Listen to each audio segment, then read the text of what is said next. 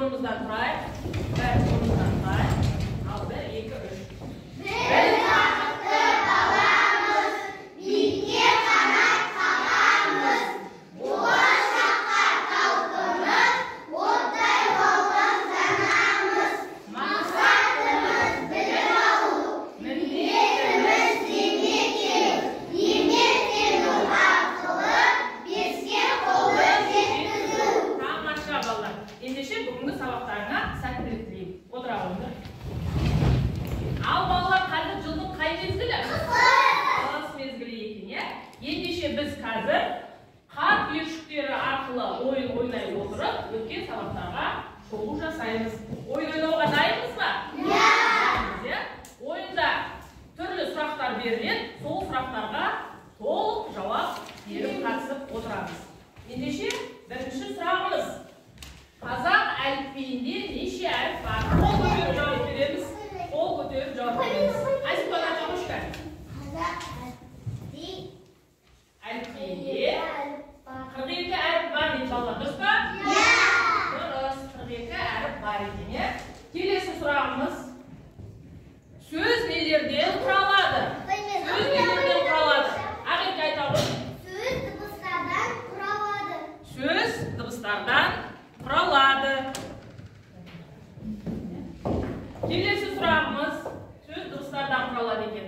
Келесі сұрағымыз: дыбыс дегеніміз не? Дыбысты біз не істейміз? Кім айтады? Дыбыс дегеніміз не? Сағынай айта қойшы. Дыбысты естиміз, айтамыз. Тамаша, дыбысты естейміз, Айтамыз. Келесі сұрағымыз: әріп дегеніміз не? Әріпті не істейміз біз? Әріпті. Диана айта ғой. Әріпті жазамыз, көреміз. Дұрыс айтады. Әріпті көреміз, және жазады екенбіз. Дыбыстар жазуда немен таңбаланады? Дыбыстар жазуда немен таңбаланады? Дыбысты біз не арқылы таңбалап жазамыз? Кім айтады? Аян айта қойшы. Дыбысты әріппен таңбалап жазады екенбіз. Келесі сұрағымыз: қыс айларын ата. Кәм Диас айта қойшы қыс айлары. Желтоқсан, қаңтар, ақпан. Қыста 3 ай болады, иә? Желтоқсан, қаңтар және ақпан. Тамаша, отыра ғой. Ақбала сөзінде неше буын бар? Кәм бәрін көрейікші. Қанша буын бар екен?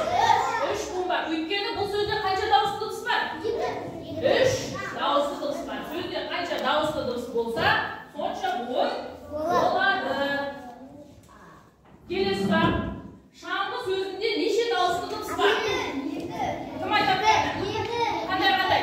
Айзере айтшы. Және 2 дауысты дыбыс бар екен. Отырамын. Қыс мезгілі туралы біз ана тілі сабағынан қандай өлеңдерді жаттадық? Есімізге түсірейікші. Қыс мезгілі туралы біз өлеңдер жаттадық, иә? Қандай? Қыста, сосын және алғашқы қар. Ендеше қазір сол өлеңді есімізге түсіріп айтып шығайық. Алғашқы қардың бірінші шумағын кім айтады? Арсен айтып берші кәне. Қатты айтамыз. Мәнерлеп. Алақай қар жауды сырғанақ тебеміз, білмейді шашауды шыныққан демеміз. Екінші шумағын кәм Диас айта қойшы. Шығамыз далаға, соғамыз ақылы, мінеміз шанаға, күлеміз шаптанаға. Тамаша. Ал қыста деген өлең кім айтып береді? Кім жаттады? Жаттадық қой бәріміз. Есімізге түсіреміз. Ал Сағынай айта ғой бірінші шумағын. Жирақ қарға оранды, күн аязды боранды, жылы жақтан келген құс жылы жаққа оралды. Тамаша. Екінші шумағын кім айтады? Бұрнымыз қызарып, құлақтарды үсітіп, қысқа және ұзарып, кидіп, тоңмен шықты. Кидіп, тоңмен шықты. Дұрыс, тамаша балалар. Енді жұмбақ қыста ғана болады, ұстасам қолым қар. Қыста қар жауады, е? Жазда қар жауа ма? Жоқ. Ал енді мына жерде мен оқып берейін, сендер тыңдап отырыңдар. Қыста күн суық болады, айналаны аппақ қар басады. Біз достарымызбен қар ақсып ойнаймыз. Қыста қызықты ойындар көп болады. Балалар, осы мен оқыған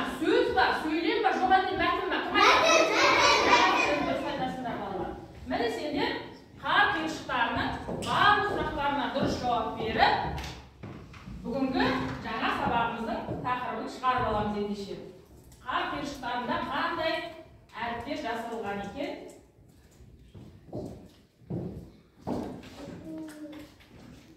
Сөз құрастырып отырамыз.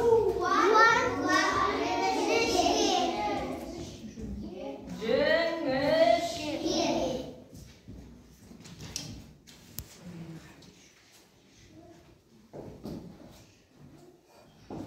Ендеше балалар, біздің бүгінгі жаңа сабағымыздың тақырыбы жуан және жіңішке дауысты дыбыстар және балақайлар әні деген өлең. Кітабымызды ашамыз.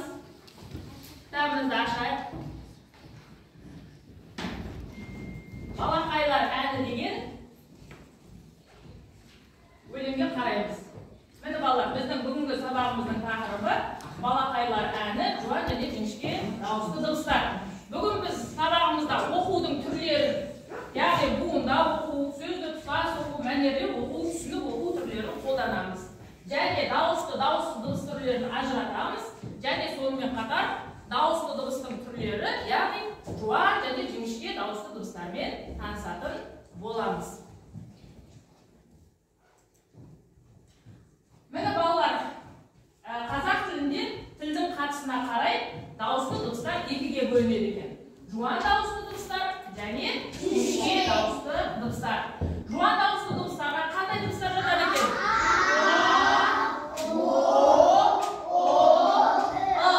Ал жіңішке дауысты дыбыстарға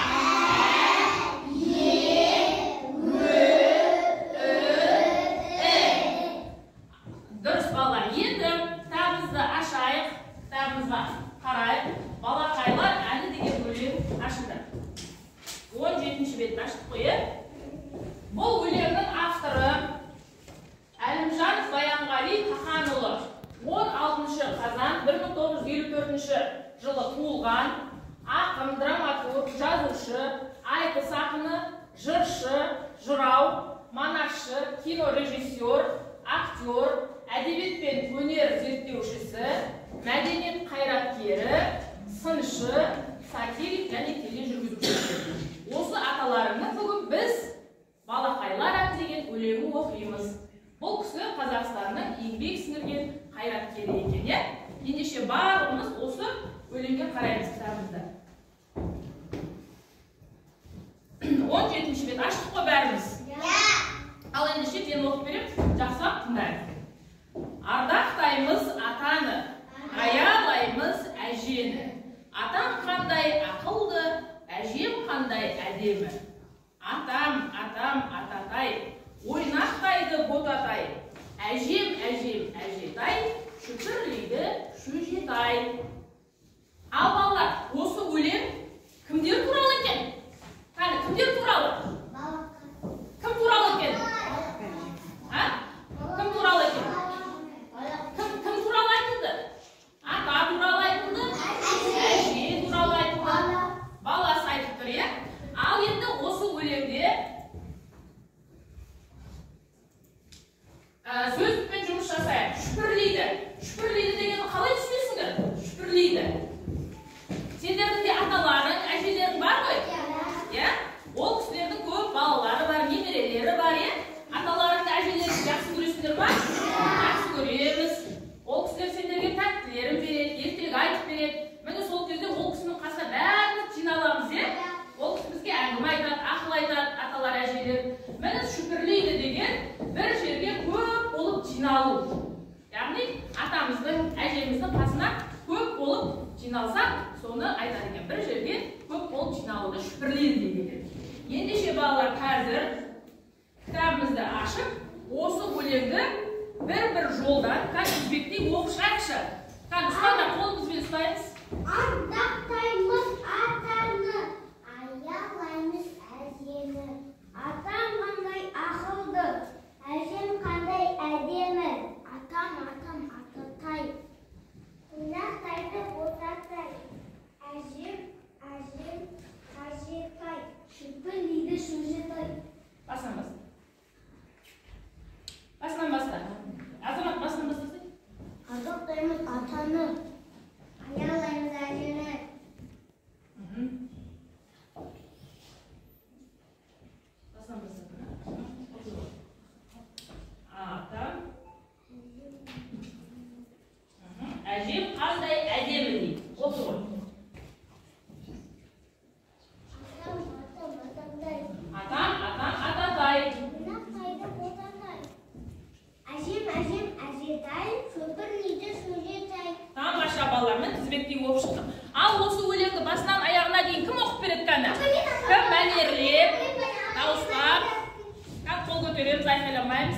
Ал Сағынай оқыр ғой. Ардақтаймыз атаны, аялаймыз әжені. Атам қандай ақылды, әжем қандай әдемі. Атам ататай, ойнақтайды ботатай. Әжем әжетай, шүпірлейді шөжетай. Тамаша, тағы да кім оқып бер? Тағы да кім оқып бер? Бияз оқып бер. Ардақтаймыз атаны, аялаймыз әжені. Атам қандай ақылды, әжем қандай әдемі. Атам ататай, ойнақтайды ботатай. Әжем әжетай, шүпірлейді шөжетай. Айнан көз оқып көшкі. Ардақтайды атаны. Ардақтаймыз. Ардақтаймыз атаны, аялаймыз әжені. Атам қандай ақылды, әжем қандай әдемі. Атам ататай, ойнақтайды ботатай. Әжем әжетай, шүпірлейді шөжетай. Өте жақсы балалар. Ал енді бәріміз хормен оқып көрейікші кәні, жайлап айқайламай кәні. Бірдей бастаймыз. Ардақтаймыз атаны, аялаймыз әжені. Атам қандай ақылды, әжем қандай әдемі. Атам ататай, ойнақтайды ботатай.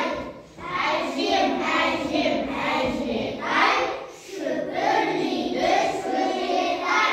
Тамаша балалар. Ал енді қазір үш қатардан үш оқушы шығады. Тақтаға кім шығады? Кім шығады? Осы өлеңдегі ата, әже және бота сөздерін шашылған әріптерден құрастырып, дыбыстық талдау жасаймыз. Кім шығады? Ал Зейнеп келе ғой тағатардан. Екінші қатардан кім шығады? Азамат кел. Үшінші қатардан Айнан көз кел. Ал кел, Зейнеп. Мына жерден сен ата деген сөзді тақтаға тез құрастыр. Сен әже, сен бота деген сөз. Айнан көз бота. Сен әже. Біріншіне қоя бер. Астына дыбыстық талдау. Дауысты дыбыс болса қызыл дөңгелекпен, дауысты болса көк дөңгелекпен астына көрсетеміз. Тез.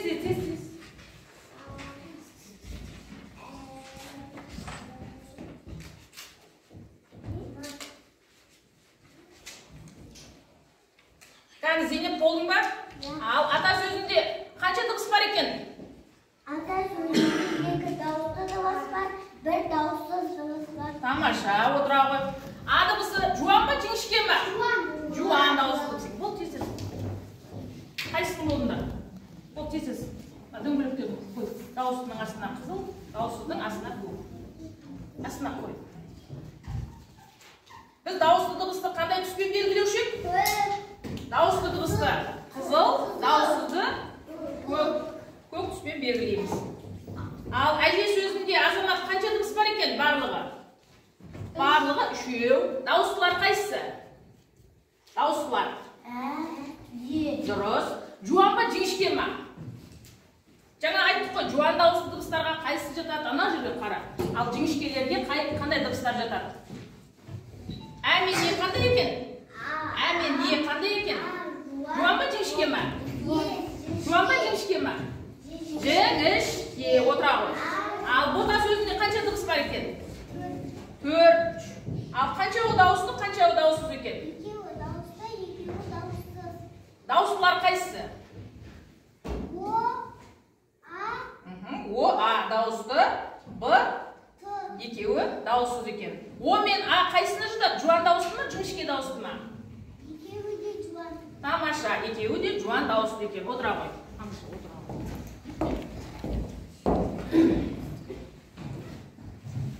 Ал ендеше балалар, қазір біз дәптерімізді ашайық. Дәптерімізді ашамыз. Дәптерлерді ашайық.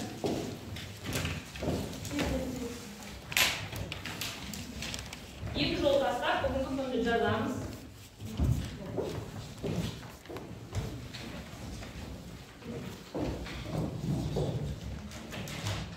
Екі жол тастап, бүгінгі күнді жазамыз. Бүгін 17 қаңтар. Сынып жұмысы.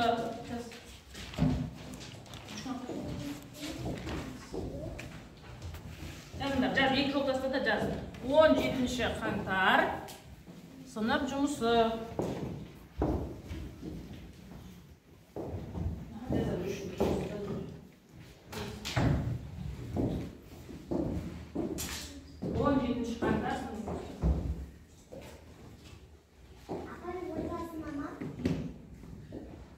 Күнде жазып жүрміз ғой бала. Шетіне қарай да сыймай қалады. Дәптерді дұрыстап қоямыз. Жазып. 17 қаңтар сынып жұмысы. Әдемі тап-таза қылып жазамыз қазір. Боямай.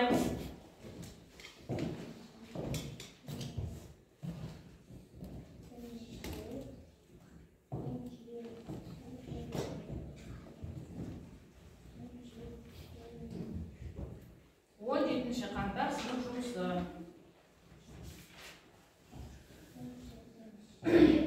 Екінші жаттығу.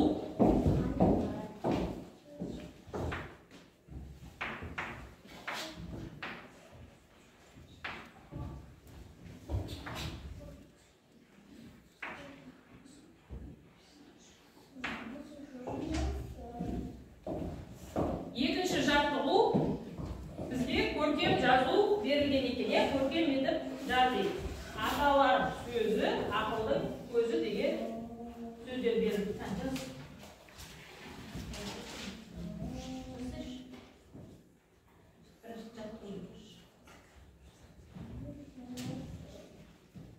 Жылдамырақ жазамыздан балалар.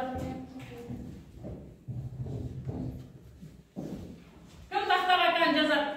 Кім жазады тақтаға? Ал, келе ғой. Бірінші жолды жаз. Аталар сөзі. Келе ғой.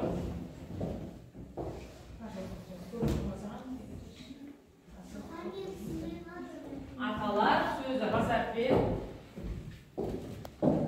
Еліна бет қашты? Келесі бет қашты. Аталар.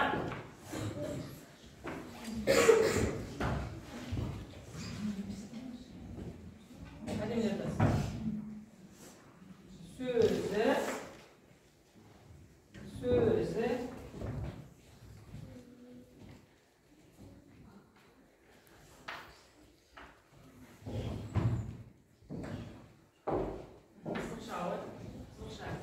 Аталар сөзі.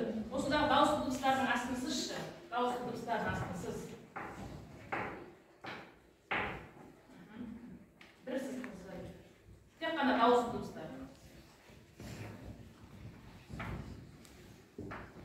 Oldu mu? Havanız bak. Juan ba jingişke mi? Juan da olsun mu? Jingişke de olsun. Juan da olsun.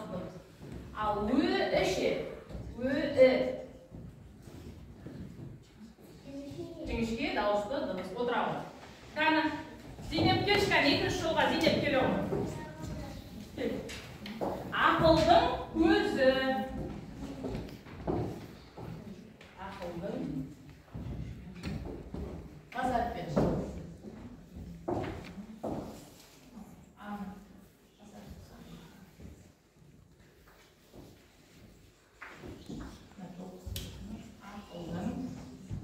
Ақылдың.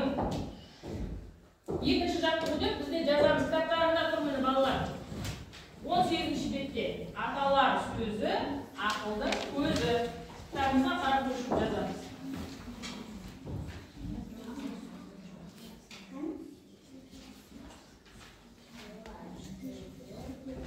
Міне кітабымызда 18-ші бетте тұр балалар. Көрдіңіздер ме? Аталар сөзі, ақылдың көзі. Аталарымыз бізге ақыл айтады. Аталардың ақылын тыңдау керек. Келесі бетті аш. Келесі, үші бетті.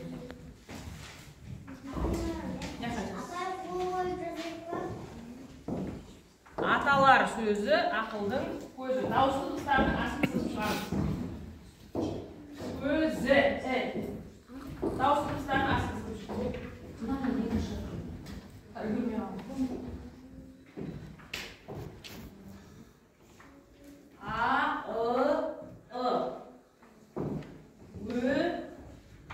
Нүкте қойдың ба, Зейнеп?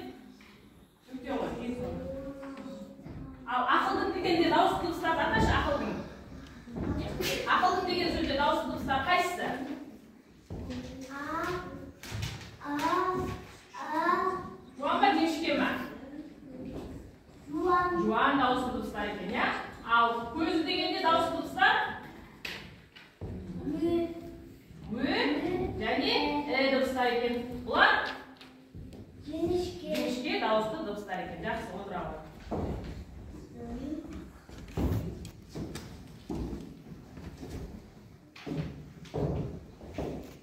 Астын сызып шығамыз.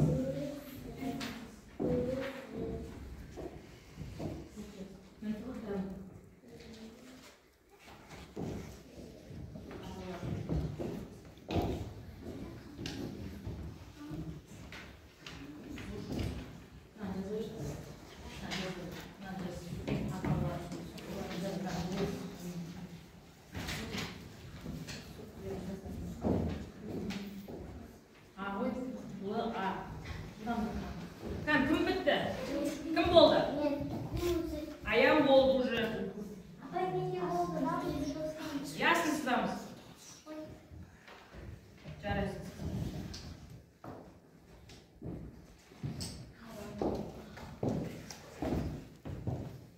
Болдың ба? Енді дауыс дыбыстарын астын сызып жүр.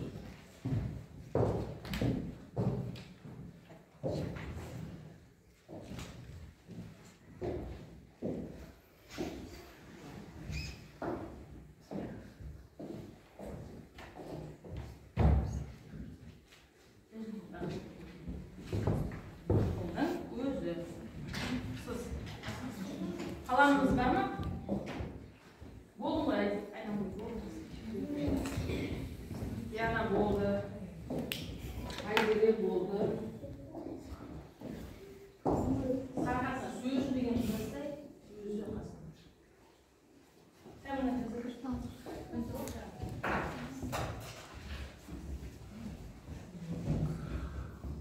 Сыз шындасың, сыз. Өт.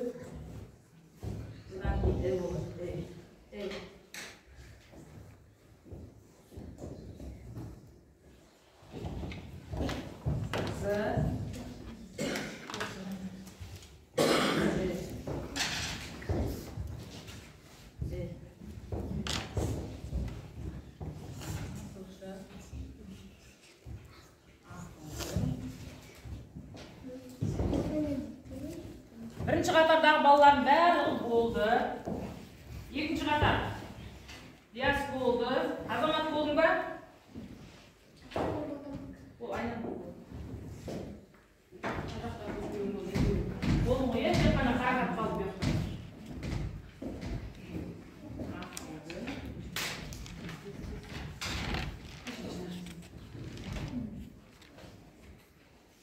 Ол Айзере сызып шықшы, дауыс дыбыстарын астын.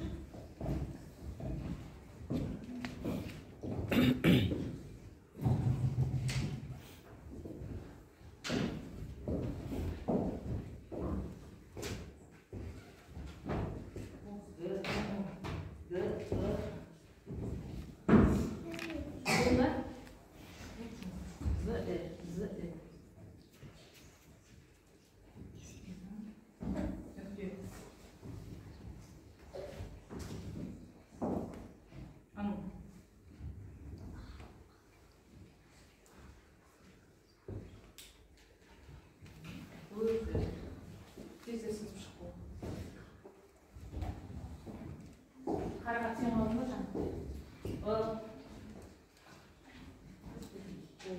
Кәні біттік қой, е? Сен қалдың.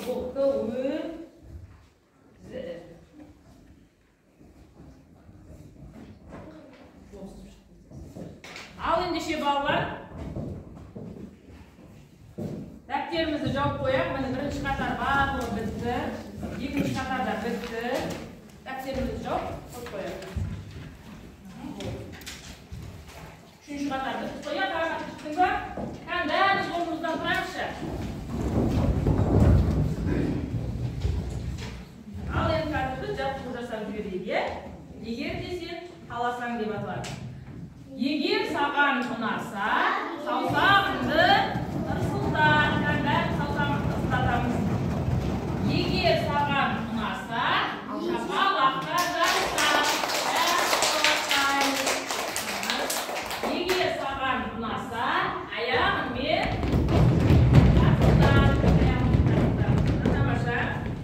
егер саған ұнаса, айтайық, тамаша.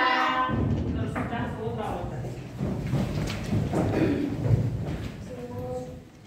Енді балалар, қазір біз үш қатарда отырмыз ғой. Оларды 3 топ деп есептейміз. Міне бірінші топ, екінші топ және үшінші топ боласыңдар. Түсінікті ғой? Мен қазір мынадай гүл күлтелеріне жазылған әріптер бар екен. Сол әріптерден сөз құрайсыңдар. Барлығымыз топ болғаннан кейін не істейміз? Бірігіп жасаймыз, иә? Бәріміз бірігіп жасаймыз. Бір-бірімізді тыңдаймыз. Міне бірінші қатарға. Міне сендер әнеден осы әріптерден сөз құрайсыңдар. Тәрбиелер, тоқтарды бастамай. Екінші қатар сендер, үшінші қатар сендер. Сендер жинауына, алға қарай жинау, сағынайын қасына келдер. Сендер жинау, айдан өзінің қасына келдер, екінші қатар. Және мен қағаз берем, осы қағазға жазылған сөздерімді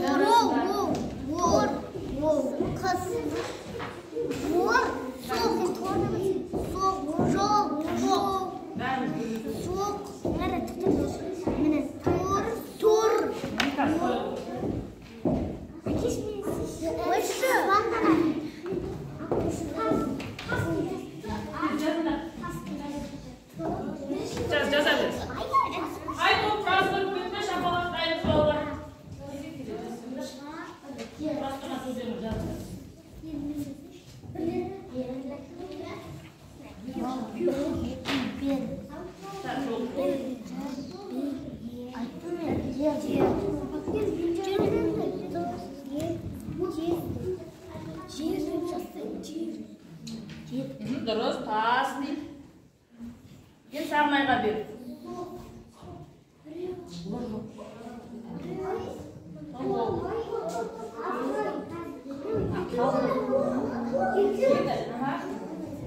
Енді айзереге бер.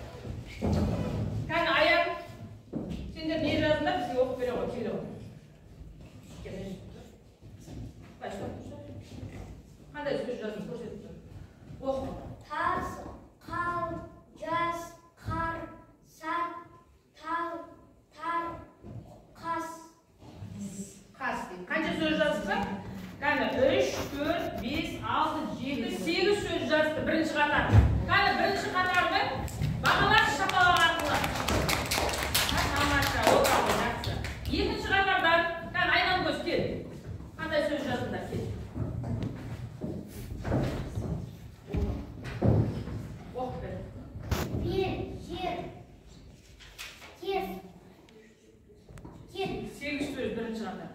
Жер. Бел, жер, тез, жер дегенді екі рет жазыпсыңдар, иә? Кәні екінші қатарды қолымыздағы жүрекше арқылы бағалайықшы. Бірінші және үшінші қатар. Жүрекшені көтеріп бағалайық. Қалай? Сіздерге құраған сөздері ұнады ма? Дұрыс тұрады ма? Дұрыс, тамаша. Ал үшінші қатардан келе ғой, Айзере. Қандай сөз құрамында бізге айтып бере ғой.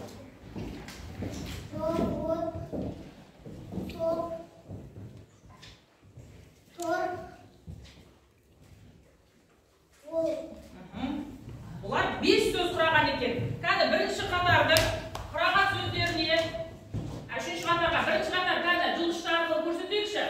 Жұлдызша арқылы. Тамаша осындар.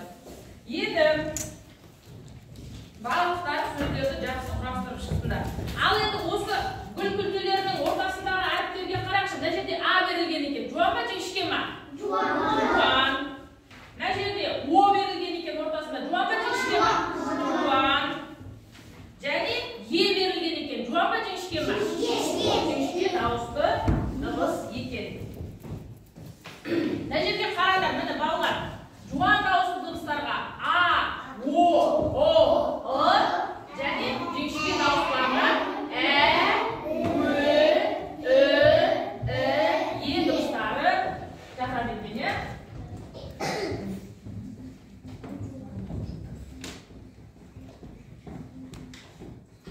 Ендеше қазір біз бір ойын ойнаймыз, балалар. Ойын ойнауға дайынбыз ба? Дайынбыз. Ендеше бұл ойынның аты бақаның қарны ашты екен. Біз сол бақа немен қоректенеді? Масалармен, шыбын-шіркейлермен, е? Міне сол масаға тамақ беріп біз көмектесейік. Кәні, ол үшін мына жерден сөздерді оқуымыз керек. Мына масалардың ұстап тұрған сөзді оқуымыз керек. Сол сөздерді оқып, айқайламайын, қол көтереді. Және сол сөздерді оқып, сол сөздердегі дыбыстар, дауысты дыбыстардың жуан және жіңішке екенін айтып береміз. Түсінікті ма? Кәні, бірінші кім оқиды? Сағынай, қай сөз? Бақа. Дауысты дыбыстары қайсысы? Жуан ба жіңішке ма? Жуан. Тамаша, ендеше?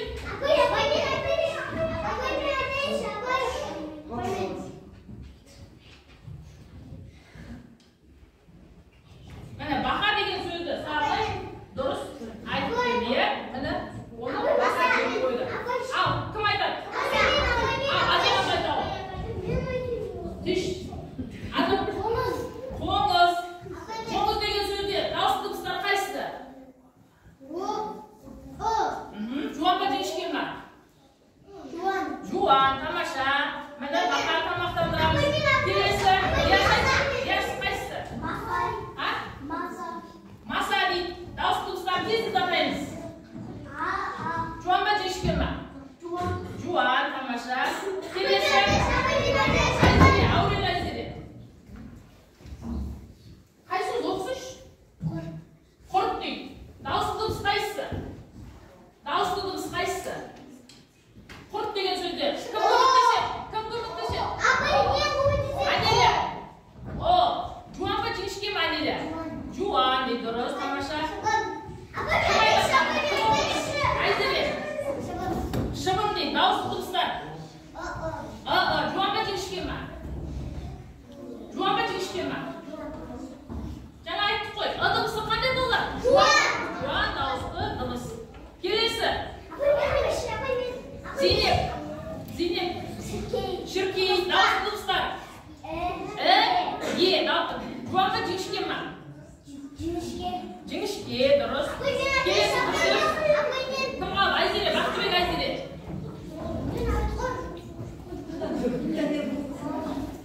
Мырысқа. Көрмей тұр ма? Дауысты дыбыстарды атайықшы. Дауысты дыбыстар кім көрмесе? Аян.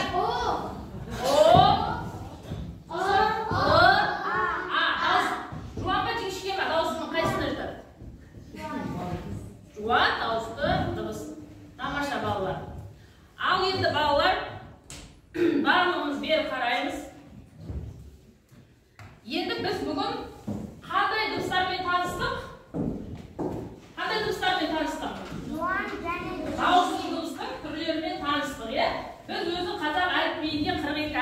едік. Олар дыбыстарды әріппен таңбалап жазамыз дедік. Дыбыстар екіге бөлінеді, дауысты және дауыссыз дыбыстар болып екіге бөлінеді. Ал дауысты дыбыстар қаншаға бөлінеді? Дауысты дыбыстар екіге бөлінеді. Қандай? Жуан, жіңішке. Ал дауысты дыбыстар қаншаға бөлінеді? Үшке. Қандай? Қазан, ұян және үнді. Оларды біз келесі сабақтарда ары қарай жалғастырып өтетін боламыз. Енді балалар, бүгінгі сабағымызда өте жақсы жауап беріп отырсыңдар. Енді мына жерде қолдарында сендердің асықтар тұр, иә? 3 түрлі асық тұр.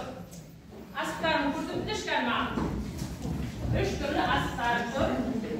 Қызыл асық тұр, жасыл асық тұр және сары асықтар тұр, иә? Бәріңізде бар ғой? Көрсетіңдерші маған. Тамаша. Енді мына жерде 3 қоржын тұр. Міне жасыл қоржын тұр. Сабақты өте жақсы түсіндім деген жазуы бар екен. Одан кейін сары қоржын тұр. Бұл сабақты жақсы түсіндім деген сөз. Ал үшінші қызыл қоржын екен. Әлі де ізденуім керек дейді. Міне сендердің қолдарында әрқайсында 3 асықтан бар, иә? Міне сабақты жақсы, өте жақсы түсінсек, міне жасыл қоржынға әкеп жасыл асық саламыз, түсінікті ма? Ал жақсы түсінсек, онда сары асықты әкеп сары қоржынға саламыз.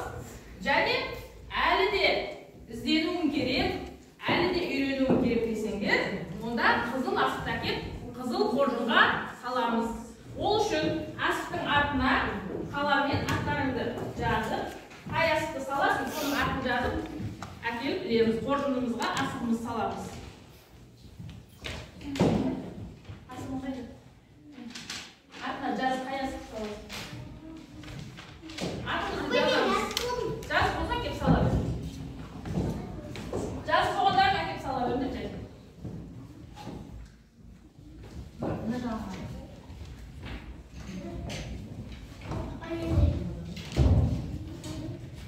Сала беріңдер.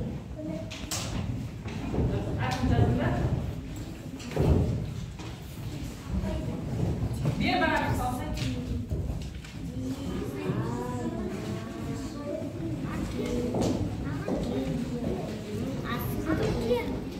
Аттарыңды жазыңдар ма?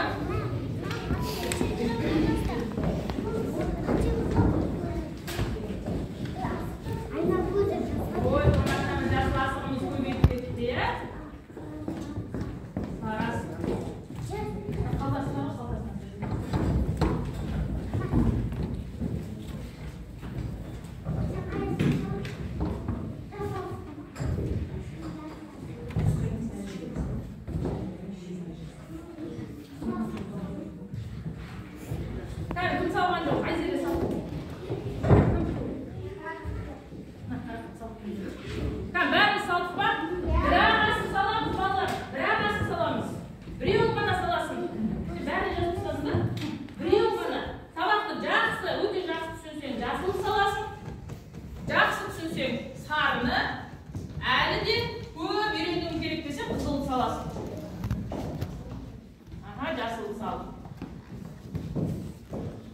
Сонымен балалар, бүгін біз не өттік? Қандай дыбыстарды өттік?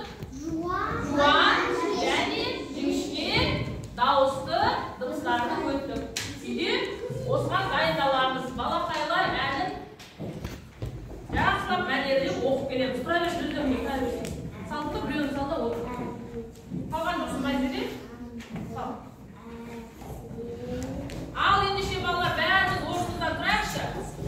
Орнымыздан тұрамыз.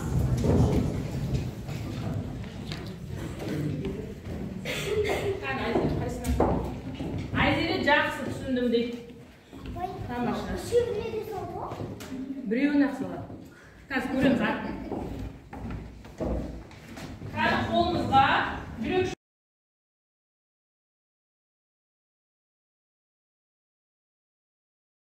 осы Айзере. Сал кез. Жүрекше көреміз.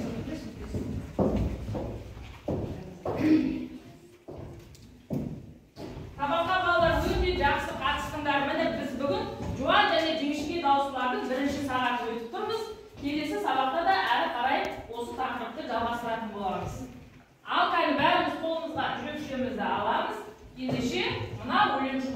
boyunca biz ana tili sabahımızı ayaktayız.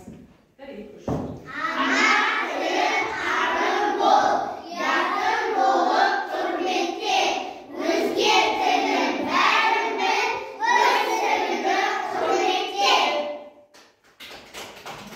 Sabah ayakta aldı.